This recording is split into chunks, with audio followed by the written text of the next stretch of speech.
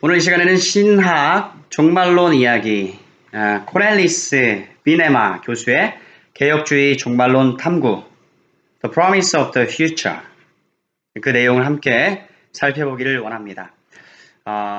챕터는 7이고요. 7장, 대립과 심판의 표적들, 그 두 번째 이야기, 배교에 대한 이야기를 여러분과 함께 나누려고 합니다. 자, 읽겠습니다. 구약에는 선지자 예레미야가 예루살렘에 대한 하나님의 심판을 예언하고 있는 놀라운 이야기가 실려 있습니다. 이 예언은 충격적입니다. 왜냐하면 이 예언이 성전에서 말해지고 있기 때문입니다. 또 이 예언에서 하나님의 저주가 하나님과 하나님 백성의 원수들에 대해서가 아니라 예레미야 당시에 교회에 대해 선포가 되고 있기 때문에 그렇습니다. 그러므로 우리는 이에 대해서 당시 이스라엘 백성들이 받았을 충격에 대해 또는 분노한 사실에 대해 놀라지 않을 수 있습니다. 어떻게 예레미야는 여호와의 집에 대해 심판을 말할 수 있었는가? 어떻게 선지자는 하나님이 자신의 실패할 수 없는 사랑의 대상을 비참하게 만들려 하신다는 선포를 할 수 있었을까? 이런 예언 행위는 조국을 배반하는 행위로 생각될 수 있었고 결국 많은 이가 예레미야를 죽이려고 했습니다. 제사장들과 선지자들이 고관들과 모든 백성에게 말하여 이르되 이 사람은 죽는 것이 합당하니 너희 귀로 들음같이 이 성에 관하여 예언하였음이라. 예레미야서 26장 11절 말씀. 이 이야기를 읽으면서 떠오르는 질문은 이것입니다. 즉 오늘날 그리스도의 교회는 어떻게 예레미야의 예언에 응답을 할 수 있을까? 비록 이 예언이 오늘날 교회의 상황에 직접적으로 말해주는 것은 없지만 이야기를 읽고 그 글을 가까이 두는 것은 어렵지 않습니다. 오늘날 교회에서 지도자 위치에 있는 많은 사람들은 사실상 교회 가운데 서서 교회의 신실하지 못함을 비난하고 심지어 그들 위에 하나님의 심판이 내릴 것임을 선포하는 선지자와 같습니다. 그런데 막상 이런 행동을 하게 된다면 아마도 불쾌하고 성가신 사람으로 심지어 무례하고 꼴 사나운 사람으로 낙인 찍히게 될 것입니다.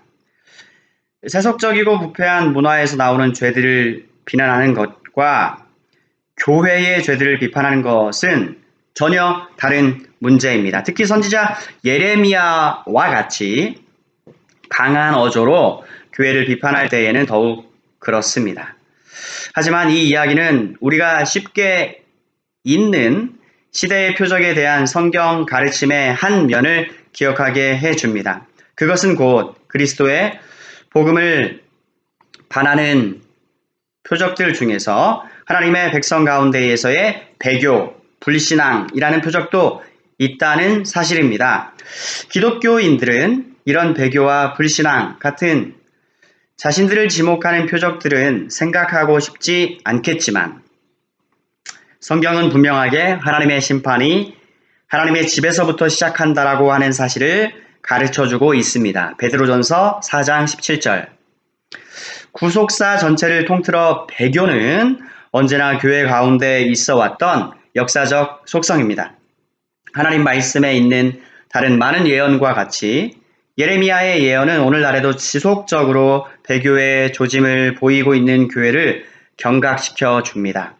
그리고 예레미야의 예언은 시대의 표적들에 대한 우리 주님의 가르침 가운데 배교라는 표적이 왜 그렇게 중요한 역할을 하는지를 분명하게 해 줍니다. 배교를 논합니다. 시대의 표적들에 대한 신약의 가르침에서 하나님의 백성 가운데에서의 배교는 종종 분명하게 제시됩니다. 배교에 대한 가르침은 명시적으로 언급될 뿐 아니라 암시적으로도 나타납니다. 즉 흔히 구약에서 하나님의 백성인 이스라엘이 한 배교를 예로 삼아 교회의 불신앙에 경고를 하는 상황마다 배교에 대한 메시지가 은연중에 나타나는 것입니다. 감람산 강화에서 예수님이 언급하신 시대의 표적들 중 첫 번째는 배교의 표적이었습니다. 본문에서 그리스도는 이렇게 예언하십니다. 그때에 많은 사람이 실족하게 되어 서로 잡아주고 서로 미워하겠으며 거짓 선지자가 많이 일어나 많은 사람을 미혹하겠으며 불법이 성함으로 많은 사람의 사랑이 식어지리라. 마태복음 24장 10절 이하 12절 말씀, 누가복음 8장 13절, 디모데전서 4장 1절 말씀 참조. 그리고 그리스도는 이렇게 덧붙이십니다. 거짓 그리스도들과 거짓 선지자들이 일어나 큰 표적과 기사를 보여 할 수만 있으면 택하신 자들도 미혹하리라. 마태복음 24장 24절 말씀. 이 구절들은 참으로 가슴이 철렁 내려앉는, 심지어 무섭기까지 한, 단순히 외부의 적들에게 뿐만 아니라 내부의 적들에게도 공격을 받고 있는 교회의 그림을 보여주고 있습니다. 교회에서 그리스도를 나타내겠다고 주장하는 이들은 사실상 적 그리스도일 것입니다. 또한 하나님의 가시적 교회 안에 있던 자들 중에서 우리 주 예수 그리스도의 복음을 적대할 자들이 나올 것입니다. 환난과 복음 전파 같은 표적들과 함께 배교라는 표적도 마지막 때 이전의 시대를 특징 지을 것입니다. 다른 본문들에서도 배교가 시대의 표적으로서 다뤄집니다. 예를 들어 사도 바울은 자신의 영적 아들인 디모데에게 보낸 첫 편지에서, 디모데전서이죠, 이렇게 경고합니다. 성령이 밝히 말씀하시기를 후일에 어떤 사람들이 믿음에서 떠나 미혹하는 영과 귀신의 가르침을 따르리라 하셨다. 디모데전서 4장 1절 말씀. 바울이 디모데에게 보내는 두 번째 편지에서 너는 이것을 알라. 말세에 고통하는 때가 이를 것이다. 디모데 후서 3장 1절 말씀. 라고 덧붙인 것처럼 이 일의 시작은 복음에 대한 세상의 적대감이 가중됨으로써 약이 될 것입니다. 더 나아가 신약에서 신자들에게 주어진 많은 권고와 격려, 경고들을 보면 이 세대에서 하나님의 백성은 배교로 괴로움을 겪을 것이라고 나옵니다. 베드로 후서에서 신자들은 이런 권고를 받습니다. 그러므로 사랑하는 자들아, 너희가 이것을 미리 알았은즉 무법한 자들의 미혹에 이끌려 너희가 굳센 데서 떨어질까 삼가라.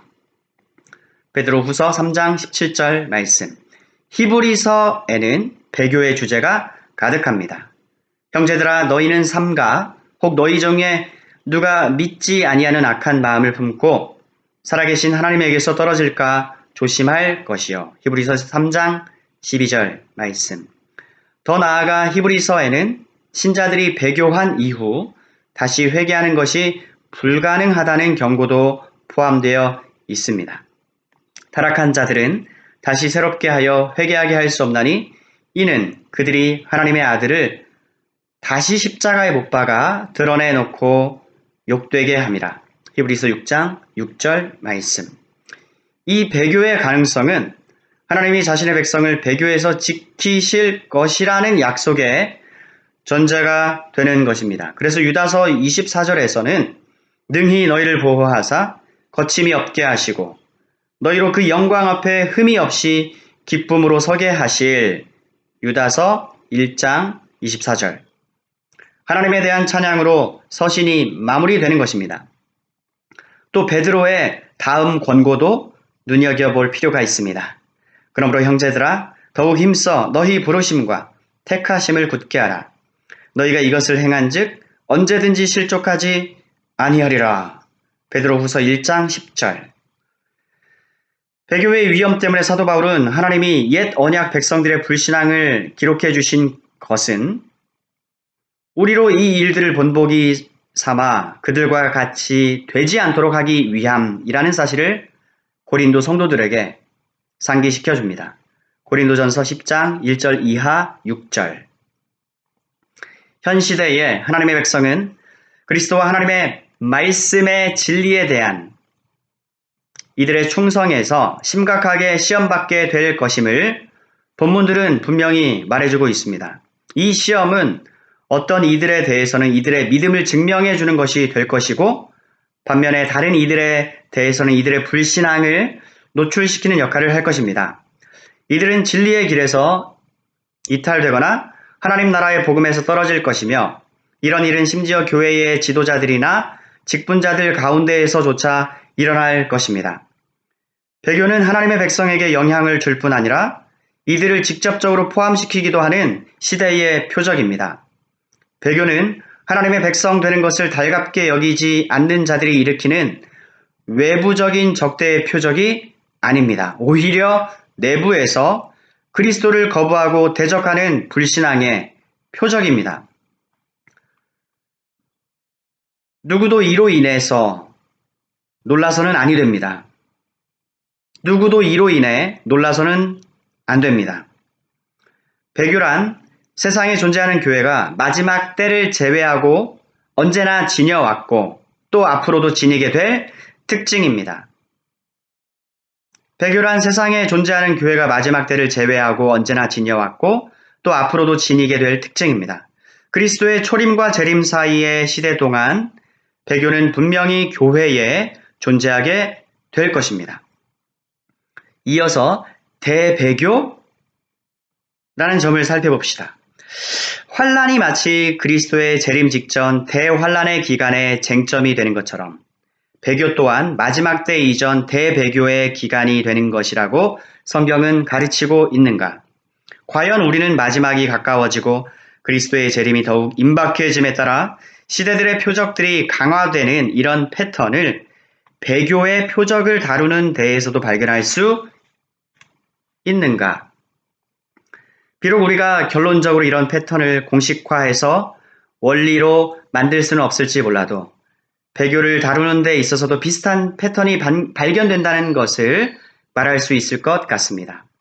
우리는 이미 앞서 두 본문을 살펴보았습니다. 디모데후서 3장 1절에서는 말세에 어떻게 고통하는 때가 이를 것인지에 대해 읽습니다. 이 본문은 디모데전서 4장 1절과 병행을 이룹니다. 그러나 성령이 밝히 말씀하시기를 후일에 어떤 사람들이 믿음에서 떠나 미혹하는 영과 귀신의 가르침을 따르리라 하셨으니 이 두 개의 본문을 살펴보면 말세가 가까워짐에 따라 배교가 하나님의 백성 가운데서 더 분명하게 드러날 것임을 말해주는 듯이 보입니다.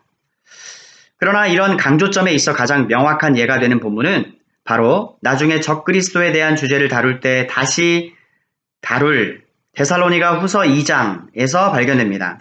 여기서 사도 바울은 주의 날이 이르렀다라고 한 어떤 이들의 말로 마음이 흔들리고 있던 일부 데살로니가 교인들의 근심을 덜어주려 하고 있습니다. 살후 2장 2절 그들의 걱정을 완화시키기 위해 사도는 주의 날 이전에 반드시 일어날 일들 중 몇 가지를 써내려가고 있는 것입니다.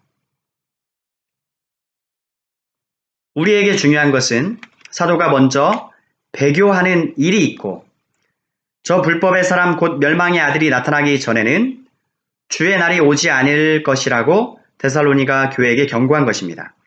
이 본문에서는 하나님의 성전에 앉아 자기를 하나님이라고 내세움으로 교회에서 영향을 행사할 불법의 사람에 대해 묘사해 줍니다. 이와 쌍으로 이 본문에서 사용된 배교와 관련된 표현에는 그리스도의 오심 이전에 교회에서 괄목할 만한 변절의 시기가 있을 것임을 암시해주고 있습니다. 말세가 다가옴을 보여주는 표적 중 한 가지는 신앙을 고백하는 공동체에서 이 전대미문에 대규모 불신앙이 있을 것이라는 사실입니다. 또한 그래서 사도는 데살로니가 교인들에게 주의 날이 이르렀다는 어떤 미숙한 결론도 경계하라고 경고하면서 주의 날은 배교가 일어나고 불법의 사람이 나타나기 전까지 이르지 않을 것이라고 말해 주었던 것입니다. 이 본문과 앞서 언급한 다른 본문들에게서 나올 수 있는 가장 합당한 결론은 배교의 표적이 그리스도의 재림 이전 시대에서 강화되고 격렬해진 형태에 이르게 된다는 것입니다. 우리가 앞에서 환란의 표적이 결국 대환란의 쟁점이 될 것이라는 사실을 살펴보았던 것처럼 여기서는 배교의 표적 또한 결과적으로 대배교의 쟁점이 될 것임을 살펴보았습니다. 이어서 살펴볼 내용은 교회에 대한 경고입니다. 만약 교회 안의 배교가 시대의 표적들 중 하나라면, 그리고 그리스도의 재림이 가까워짐에 따라 배교의 위협이 점점 더 커져간다면, 그렇다면 하나님의 백성과 예수 그리스도의 교회에는 피할 수 없는 몇 가지 결론들이 도출됩니다. 첫 번째로, 이 표적은 교회에게 있어 가장 큰 적이 세상으로부터 나오는 것이 아니고 심지어 사단이 고안한 것에서 나오는 것도 아닌 교회 안에서 나오는 것이라는 사실을 상기시켜 줍니다. 교회 안에서 나오는 것이라는 사실을 상기시켜 줍니다. 이것은 지나치게 강조돼서는 안 되겠지만 분명한 성경의 가르침입니다. 교회 안에 있는 어떤 이들은 순진하게도 지금의 교회는 사실상 배교의 위험에서 면역되어 있어 진리의 복음과 하나님의 말씀에서 떨어질 수 있을 것이라 생각하지 않습니다. 이런 사람들도 교회가 완전하지 않다는 식의 생각은 기꺼이 받아들일 것입니다. 하지만 그들은 교회가 존속하고 증거사역을 함에 있어 배교가 참된 위협이 된다는 사실을 전혀 고려하지 않습니다. 이런 이들은 하나님의 백성 중에서 그리스도의 이름으로 말한다고 주장하는 지도자들이나 직분자들도 하나님과 사람들을 기만하고 심각한 잘못을 저지를 수 있다는 사실을 믿지 못합니다. 이렇게 순진한 사람들은 하나님의 말씀에서도 어리석은 자들이라고 묘사되어 있습니다. 반복되는 이스라엘의 배교 역사를 읽거나 불신앙에 대한 신약의 경고를 주의 깊게 읽는 사람이라면 변절의 위험은 누구에게나 항상 존재한다는 것을 깨닫게 됩니다. 사실 이 배교는 시대의 표적으로서, 즉 하나님의 계획에서 주의 날이 가까워졌음을 말해주는 신호로서 기능을 하는 것입니다. 이 배교는 시대의 표적으로서 하나님의 계획에서 주의 날이 가까워졌음을 말해주는 신호로서 기능하는 것입니다. 두 번째로, 배교의 표적에 대한 성경의 가르침을 진지하게 받아들이는 어느 누구도 교회가 맹렬한 역사의 태풍 한가운데 있는 안전한 피난처라는 안일한 자신감에서 시온에서 마음 편히 지내는 사치를 누릴 수가 없습니다. 이상하게 들릴지도 모르지만 예상과는 반대로 실제로는 교회에서 배교가 줄곧 있어 왔습니다. 더욱이 험난한 세상과는 대비되게 교회를 안식처로 여기는 생각이 이처럼 교회를 세상과 단절된 것으로 생각하게 만든 것만큼이나 배교도 교회에서 분열을 일으켜 왔습니다. 이런 이유로 예수 그리스도의 교회가 당면한 가장 치명적인 유혹 중에 하나는 바로 제도주의 또는 분파주의입니다. 여기서의 주의, 이즘이라는 표현은 그리스도와 그의 말씀에 먼저 충성하기보다 우선적으로 조직이나 기관에 맹목적으로 완고하게 충성하는 것을 표현한 것입니다. 가령 우리 교회가 스탠다드다, 규범이다 라고 하는 그런 자세들은 정말 위험하고 교만한 것인 것이죠. 계속해서 향수에 젖어서 그랬던지 아니면 부질없는 소망에 기댔는지 모르겠지만 이런 맹목적인 충성이 건강한 신자의 삶에서 자리 잡을 곳은 없습니다. 하지만 그럼에도 교회에서 이런 맹목적인 충성이 종종 발견되는 것이 현실입니다. 이런 맥락에서 배교의 표적은 신자와 교회 모두에게 어떤 조직이나 기관에 대한 지나친 사랑이 죄라는 사실을 경고해주는 맹목적인 충성의 해독제 역할을 할 수 있습니다. 기독교인들은 자신의 믿음을 조직에 두어서는 안 되고 그 조직 내에 어떤 대단한 사람에게 두어서도 안 됩니다. 오직 자신의 믿음은 그리스도 자신의 영과 말씀으로 역사하셔서 교회를 지키시는 주님에게만 두어야 합니다. 오직 그들의 믿음은 자신의 영과 말씀으로 역사하셔서 교회를 지키시는 주님에게만 두어야 합니다. 그리스도인들은 믿음에서 떨어져 나간 어떤 교회에서든지 교회의 주인은 촛대를 치울 준비가 되어 있다는 사실을 인식해야 합니다. 시편 118편 8, 9절, 계시록 2장 5절 참조. 세 번째로 믿음을 지키면서 견고하게 경계를 늦추지 않는 교회들만 지옥의 문이 이기지 못할 것이라는 약속을 내세울 권리를 지니고 있습니다. 배교의 표적은 교회로 하여금 시험에 들지 않도록 깨어 있어 하나님의 말씀과 복음 가운데 풍부한 유산을 쫓아가도록 인도합니다. 역사를 돌아보면 역사의 복도에는 한때 생명력 있고 건강했던 교회들이 죽은 시체들로 어질러져 있습니다. 한때 복음의 진리를 타협하지 않고 올곧게 전했던 많은 교회가 오늘날에는 특정한 정치적 관점들로 모인 사람들을 위한 사교 공간 정도에 지나지 않습니다. 이런 교회들은 교회에 배교가 있을 것이라고 말씀하신 주님의 진리를 강력하게 증거하지 않는 교회들입니다. 그러므로 이 시대의 표적은 어떤 자기 만족도 충분히 꺾어버릴 수 있는 것임에 틀림없습니다. 참된 예수 그리스도의 교회에는 자신감이나 자기 만족을 위한 공간이 전혀 없습니다. 우리는 이미 안전하다거나 혹은 떨어짐에서 면역되었다고 하는 가정은 성경적 근거 없는 그저 가정일 뿐입니다. 상상, 고한물일 뿐입니다.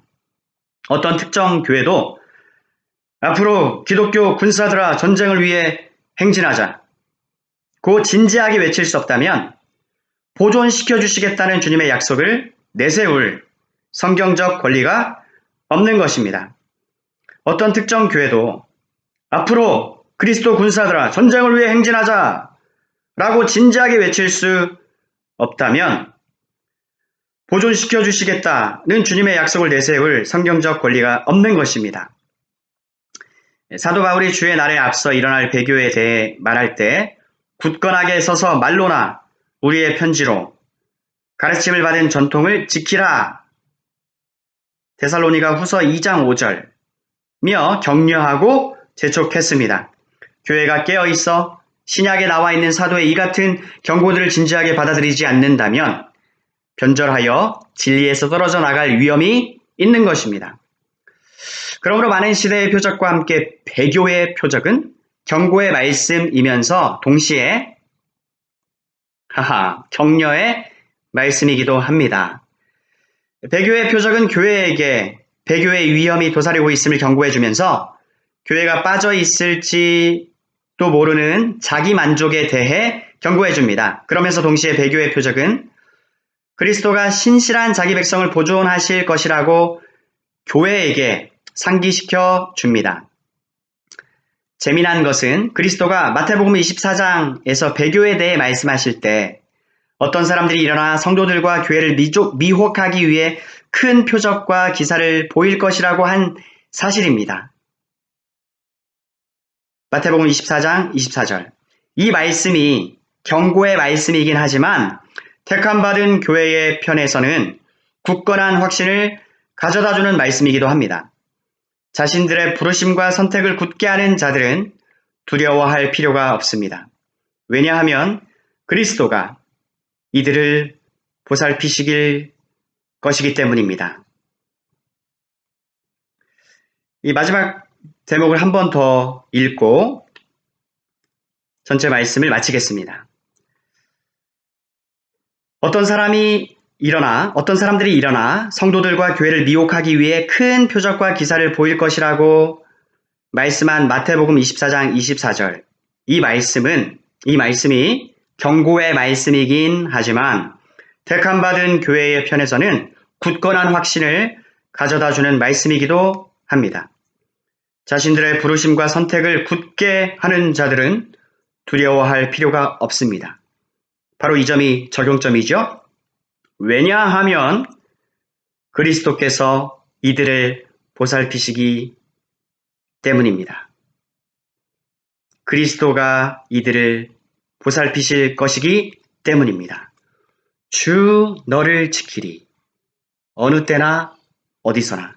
그러므로 사랑하는 여러분, 우리의 부르심과 택하심을 굳게 합시다. 그리고 도리어 그 경고를 받아들이고 격려 삼아서 굳건한 확신을 붙잡읍시다. 주님의 이 같은 은혜가 모두에게 있기를 주님의 이름으로 축복합니다. 말씀을 마칩니다. 아멘.